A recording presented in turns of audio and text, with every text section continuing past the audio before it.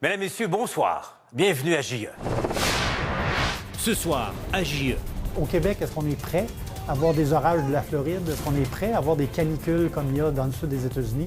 Je pense que non, là. Verglas, inondations, orages violents. La tempête partait avec des morceaux d'1 mètre, 1 mètre et demi de terrain. Le Québec est frappé de plein fouet par la météo extrême.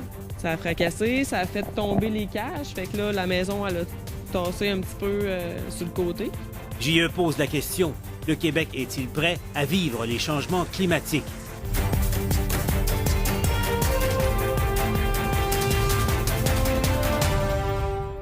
Avec l'hiver en dents de scie que l'on connaît, un automne exceptionnellement doux, un été de tempête et d'orage et un printemps d'inondations historiques. Quelqu'un doute-t-il encore que nous faisons face en ce moment à des changements climatiques importants? Des changements qui, de plus en plus, ont un impact direct chez nous. C'est l'évidence même. Nous sommes maintenant frappés de plein fouet au Québec. Les sinistres causés par les catastrophes naturelles augmentent de façon spectaculaire depuis 20 ans au pays. Ce constat provient du Bureau d'assurance du Canada, qui compile tous les sinistres naturels qualifiés de catastrophiques lorsque la somme totale des réclamations dépasse les 25 millions de dollars. Les conséquences des changements climatiques ne sont plus une menace future un peu intangible. Pour nous, certainement pour notre industrie, la menace est bien présente. Check! En 1998, il y a eu la crise du verglas. C'était la première fois que les réclamations aux assureurs ont dépassé le milliard de dollars au Canada. Un nouveau record a été établi en 2016, alors que les désastres naturels ont coûté plus de 5 milliards de dollars aux assureurs canadiens, principalement en raison des feux de forêt de Fort McMurray. Qui vous pensez qui paye en bout de ligne, là? Ce sont nos cotisations d'assurance. Lorsque c'est le gouvernement qui couvre le risque, c'est qui paye? C'est les payeurs de taxes. Alain Bourque est directeur d'Ouranos à Montréal, un organisme qui étudie les changements climatiques avec un réseau de 450 scientifiques. Dans les années 90, lorsqu'on parlait de changement climatique, c'était un enjeu pour 2050, ça ne semblait pas prioritaire. Et là, c'est rendu presque une normalité que d'avoir des grands désastres naturels qui coûtent plus de 1 milliard, voire même 10, voire même 100 milliards. C'est un peu décourageant, mais regardez, on ne peut rien faire, c'est Dame Nature, puis c'est comme ça. L'an dernier, il y a d'abord eu les inondations records du printemps qui ont affecté 261 municipalités et forcé l'évacuation de plus de 4000 personnes à la suite de pluies diluviennes et interminables. Des pluies qui ont ensuite provoqué 342 glissements de terrain un peu partout au Québec, du jamais vu depuis 20 ans. Donc ça, c'est seulement que les cas où des gens ont signalé à leur municipalité. Mais en réalité, le nombre est beaucoup plus élevé que ça. On a un inventaire là, qui nous dit que ça pourrait aller jusqu'à 10 fois plus que ça. Parmi les autres systèmes météorologiques qui ont durement frappé en 2017, la micro-rafale du 23 août dans Notre-Dame-de-Grâce, sur l'île de Montréal. 3 dépressions majeures se sont succédées cette journée-là. C'est bel et bien une tornade qui a ravagé la chute et les dégâts sont majeurs. On a eu peur. Je me dis, avec des enfants dans une vie, il faut avoir un toit pour vivre. Hein? Là, je n'ai plus. Quelques heures après la micro-rafale, il y a eu cette tornade, une des 7 qui ont frappé le Québec l'an dernier. Vous avez de plus en plus des épisodes de phénomènes extrêmes qui vont se suivre dans une échelle très courte. Ça, c'est tout nouveau. Selon Gilles Brien, auteur du livre « Ce qu'on ne vous dit pas sur le changement climatique », il y a augmentation d'événements météorologiques extrêmes et ça n'ira pas en s'améliorant. C'est directement relié, oui, au réchauffement global qui, lui, provoque des changements climatiques dépendamment de votre région du monde. C'est pas pareil pour tous les pays. Le météorologue de 40 ans d'expérience cite en exemple les précipitations plus fréquentes de grêlons qui sont de plus en plus gros et aussi les bombes météo qui sont plus intenses. C'est ainsi qu'on qualifie les dépressions atmosphériques majeures à l'origine de violentes tempêtes, comme celle du début de l'année qui a paralysé l'est de la province durant plus de 2 jours. Il y a une règle de base qui veut que la pression centrale d'une dépression, quand elle tombe de 24 millibars en 24 heures, ça correspond à un développement explosif. Et généralement, on a une vingtaine de bombes qui vont se produire au Québec, surtout dans les régions maritimes. Les bombes météo nous donnent les plus grosses tempêtes de neige au Québec. C'est d'ailleurs une autre de ces bombes météo qui était à l'origine de la tempête du 15 mars dernier, alors que des centaines d'automobilistes étaient restés coincés dans leurs véhicules durant toute la nuit sur l'autoroute 13 à Montréal. Un véritable cafouillage à l'origine de l'enquête qui a démontré d'importantes lacunes sur les capacités d'intervention des services d'urgence lors de tempêtes extrêmes. Naturellement, on est aussi inquiet par rapport aux big ones, là, aux extrêmes les plus importants, parce que c'est ça qui fait particulièrement mal. Le grand patron d'Ouranos estime que nous ne sommes pas prêts à faire face aux effets extrêmes des changements climatiques, à la répétition d'événements majeurs comme le déluge de 1987, qui a déversé plus de 100 mm de pluie en 2 heures à Montréal. Au Québec, est-ce qu'on est prêt à avoir des orages de la Floride? Est-ce qu'on est prêt à avoir des canicules comme il y a dans le sud des États-Unis? Je pense que non, là. Alain Bourque estime que le déluge du Saguenay en 1996 est le premier désastre naturel qui nous a permis de réaliser jusqu'à quel point on peut être vulnérable. Oui, tout est parti, mon corps, mon troc, ma maison, tout, plus rien. Et malheureusement, la science, lorsqu'on projette pour 2020, 2030, 2040, ça ne s'améliore pas. Là où le réchauffement climatique a un impact majeur, c'est dans l'est du Québec. D'année en année, il y a de moins en moins de glace qui protègent les rives du Golfe et du fleuve Saint-Laurent lors des tempêtes. La diminution du couvert de glace, et ça, nous, on a des projets, on travaille avec les communautés et tout le monde est unanime pour dire qu'effectivement, il y a de moins en moins de glace sur l'estuaire et le golfe du Saint-Laurent, font en sorte que les vagues peuvent venir éroder ou inonder les villages, les communautés dans l'est du Québec. Selon une étude scientifique menée par Pêche et Océan Canada, il y a en moyenne 93 jours d'englacement sur le golfe et le fleuve Saint-Laurent. Avec les changements climatiques, à chaque fois que la température annuelle monte d'1 degré, il y a diminution de 2 semaines d'englacement. On prévoit d'ici 2055 une réduction de 40 à 50 jours d'englacement. Donc, il y a vraiment un lien direct entre le réchauffement des températures et cette réduction-là du couvert de glace. Pascal Bernatchez de l'Université du Québec à Rimouski dirige une équipe de scientifiques qui surveille des milliers de kilomètres de rives avec des dizaines de caméras et des capteurs installés aux endroits stratégiques. Ils patrouillent les berges pour prendre des relevés et documenter les risques d'érosion. Le constat, plus de 5000 propriétés, 207 km de routes le long du fleuve et 90 km de voies ferrées peuvent être menacés. Même ce cimetière de Matane est en danger. Le 30 décembre 2016, lors de la tempête majeure qui a déferlé sur l'est du Québec, les familles des personnes enterrées ici ont eu toute une frousse. La marée a monté par-dessus jusqu'à la 2e rangée de monuments à la Bois-Longue. En mesure d'urgence, une vingtaine de corps et de cendres ont dû être exhumés pour les enterrer ailleurs, de crainte que la mer les emporte. Et il n'est pas exclu de déménager tout le cimetière qui date de 1948. C'est que la mer vient chercher par-dessus, mais elle mine par en dessous. Ce qui fait que dans le fond, ça fait comme... c'est comme si j'arrivais là, comme ça, là, je ramassais. C'est ça qu'on veut éviter, pas que ça arrive, ça fait ça. Là.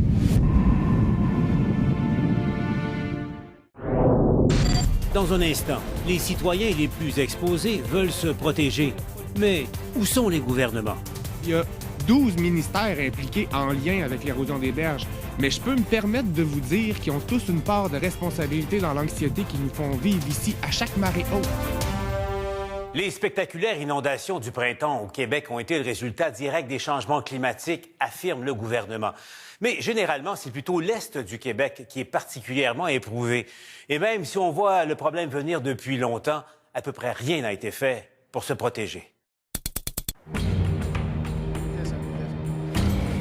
Dans l'époque des changements climatiques qu'on vit, ces événements-là sont malheureusement appelés à se répéter. Les changements climatiques ne vont pas nous aider à cet égard. À chaque fois qu'un désastre naturel frappe le Québec, l'efficacité du gouvernement est mise à rude épreuve. Le meilleur exemple, les grandes inondations du printemps dernier. 5300 résidences inondées un peu partout au Québec. Au plus fort des inondations, Philippe Couillard et quelques ministres de son gouvernement ont mis leur botte d'eau pour venir rassurer les sinistrés. Alors, on est avec vous. Faire la promesse qu'ils s'occupaient de tout. Tous les élus sont là pour aider le monde. Les équipes sont là pour travailler ensemble. C'est pas le temps de faire des concours, c'est le temps d'aider les gens. Tout un show médiatique. Yvon Mathieu de Rigaud s'en rappelle comme si c'était hier. Ils vont nous aider, qui était là avant le sinistre, pendant les inondations, et il va être là pour nous supporter après. Les mois qui ont suivi ont été un cauchemar pour M. Mathieu. À l'automne, on lui a d'abord dit qu'il pouvait avoir de l'aide pour réparer sa propriété parce que les dommages ne dépassaient pas 50 % de la valeur de sa maison.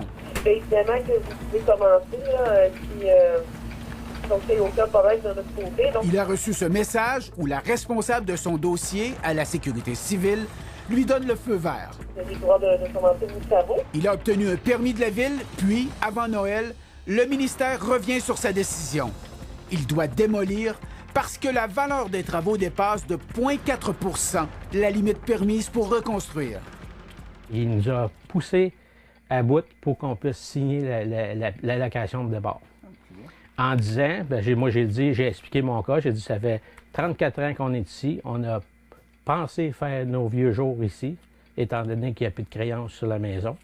Et puis on a dit, c'était notre planning de la vie, ça fait depuis 21 ans qu'on planifie ça. Puis là,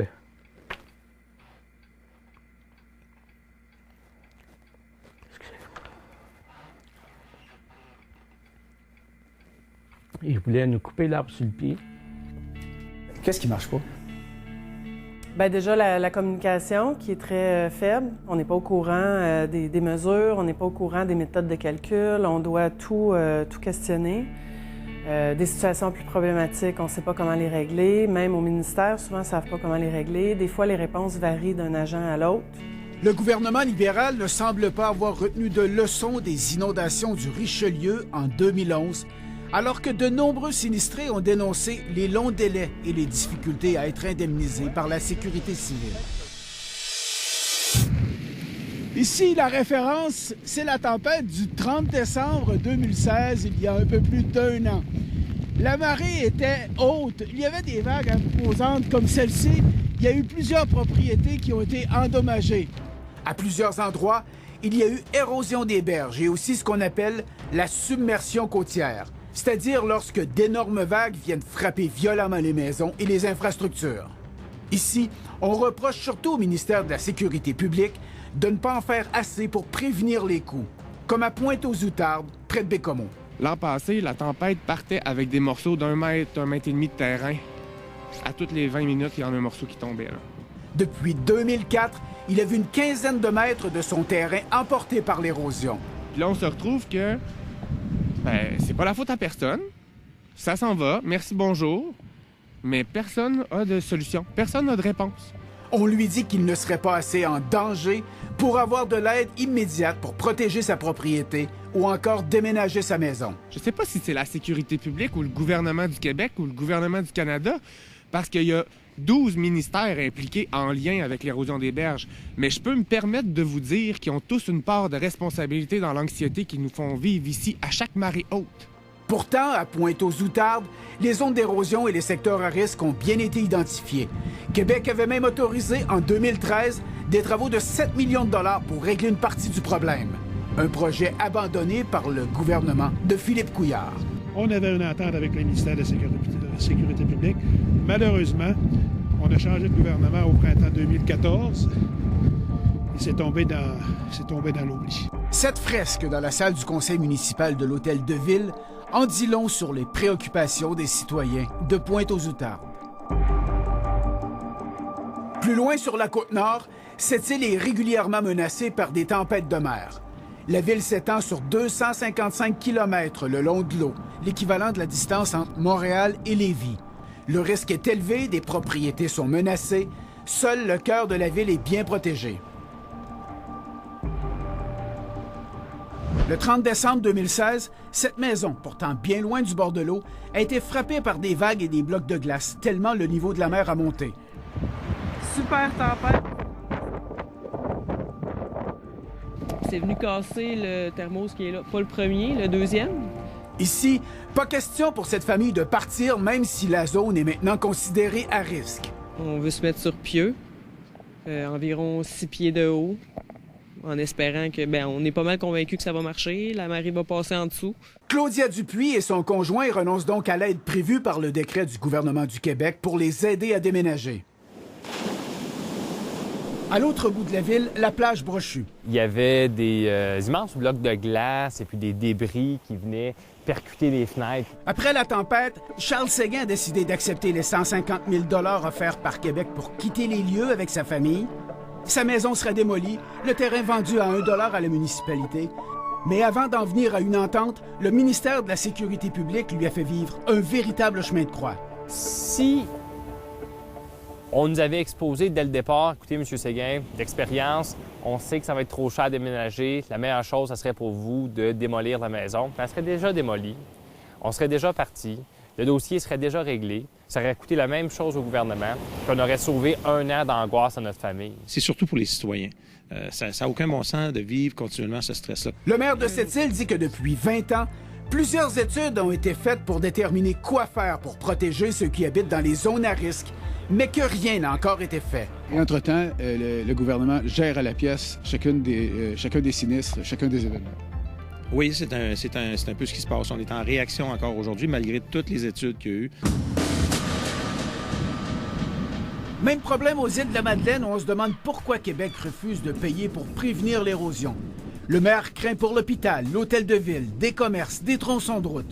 Il y a urgence d'agir, dit-il. Il y a des secteurs prioritaires qui tout de suite devront être protégés. On parle d'ici 2 ans, d'ici 2020. Et ces ouvrages-là, s'ils ne sont pas effectués, si les milieux ne sont pas protégés, c'est un pratiquement une bâtie menacée qui est évaluée à tout près de 20 millions de dollars qu'on pourrait perdre, qu'on pourrait voir détruire, évidemment, à cause de l'érosion des berges. Dans un instant à JE, les changements climatiques ont aussi un impact sur la santé humaine. On n'est pas prêt, c'est pas vrai. Personne n'est prêt pour des affaires inhabituelles.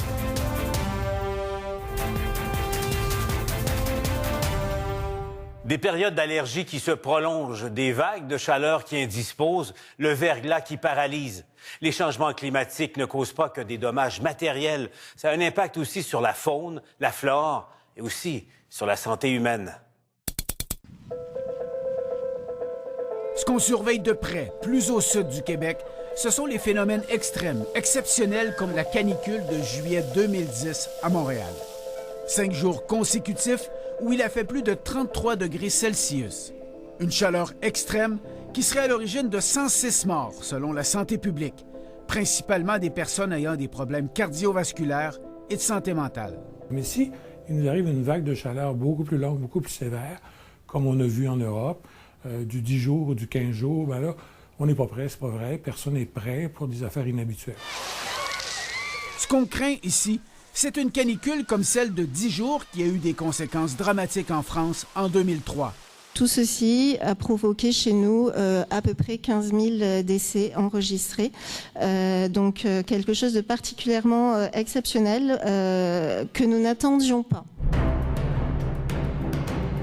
Autre impact majeur du réchauffement climatique sur la santé, la période d'allergie au pollen qui s'est allongée de 2 semaines depuis 20 ans.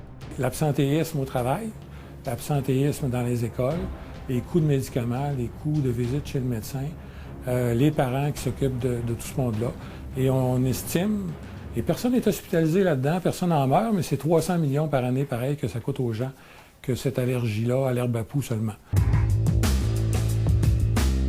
Les changements climatiques favorisent également la prolifération de la maladie de Lyme dans le sud du Québec. Là, il faut être clair, là. La maladie de Lyme, elle est ici, dans le sud du Québec, elle est présente. Le constat de cette scientifique qui étudie les vecteurs de la maladie, plus les températures se réchauffent, plus on retrouve les tiques porteuses de Lyme vers le nord, dans des parcs comme celui du Mont-Saint-Bruno, du Mont-Saint-Hilaire, aux environs de Montréal. Alors les tiques, elles se rendent dans le sud du Québec avec les oiseaux migrateurs, puis ça, c'est pas nouveau. Ce qui est nouveau, c'est que maintenant, avec le réchauffement climatique, elles sont capables de survivre l'hiver. Et donc, si en même temps, on a des tiques qui survivent, là, les conditions sont présentes pour pouvoir avoir la transmission de la maladie. Il y a de nombreux symptômes dévastateurs pour les victimes de cette maladie, encore peu connue. On est à peu près à 300 cas à l'heure actuelle dans le sud du Québec. Au Connecticut, pour vous donner un point de comparaison, c'est à peu près la grosseur du Québec en termes de population, ils sont rendus à 30 000, 35 000 cas par année. Alors, ça peut venir beaucoup plus gros. Denis, l'action ou l'inaction des gouvernements, c'est une chose, mais comme citoyen, qu'est-ce qu'on peut faire pour faire face à cette nouvelle réalité au Québec? L'important, Paul, c'est d'avoir un plan pour faire face à toute situation. Par exemple, si vous habitez dans une zone où le verglas est un problème, le sud-ouest du Québec, peut-être prévoir le coup pour avoir tout ce qu'il faut à la maison, pour être autonome pendant 24 heures, 48 heures, pour ne pas avoir de problème. Les inondations, si vous êtes dans une zone inondable, plutôt que d'attendre l'aide du gouvernement si le pire se produit, on peut maintenant s'assurer au privé. Ça fait partie des options, Paul, qu'on peut envisager. Maintenant, si vous doutez encore des effets des changements climatiques, allez voir sur notre site Web explications et images des événements majeurs qu'on a connus au cours des dernières années au Québec. Merci, Denis. J'en profite pour vous rappeler que si vous avez des commentaires ou de l'information à nous transmettre, faites-le sans hésiter, soit par courriel à je@commercialtva.ca, par téléphone au 1-888-822-5353 ou en tout temps sur Twitter ou notre page Facebook. Pour revoir cette émission, vous pouvez en tout temps consulter notre site web de TVA Nouvelles. Mesdames, Messieurs, merci d'avoir été là. Mon nom est Paul Larocque. Au nom de toute l'équipe de JE, je vous dis à la semaine prochaine.